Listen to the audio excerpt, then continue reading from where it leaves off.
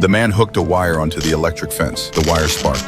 It also triggered the alarm. German soldiers rushed to the bridge and went on full alert. The colonel was very satisfied with the bridge's defense. Then he picked up a stone and threw it into the open field below the bridge. A landmine exploded immediately. An officer guarding the bridge told the colonel that there were tens of thousands of landmines buried under the bridge. No one could get close and survive. This bridge was the only way for the German army to retreat from Greece. So the Germans deployed a whole regiment here. The Yugoslav partisans sent a 7-man team to blow up the bridge. But while crossing a swamp, they were ambushed by German troops. One teammate was shot and couldn't move anymore. Zavodoni had no choice but to light a bundle of explosives and throw it at the Germans. He blew up the enemy and the injured teammate. There was no time for grief. They kept moving. When they passed through some ruins, they were ambushed again. The whole team got captured and taken to the German camp. The SS officer in charge of the interrogation, Koss, could even say their names correctly. He also knew their mission. This made the team suspicious of each other. They began to think there was a traitor among them. The next day, the team was taken to the execution ground. They were about to be shot. Gunshots rang out, but it wasn't the partisans who fell. Captain Tiger turned and saw the German soldiers lying dead. They were shot by Koss with a submachine gun. It turned out Koss was actually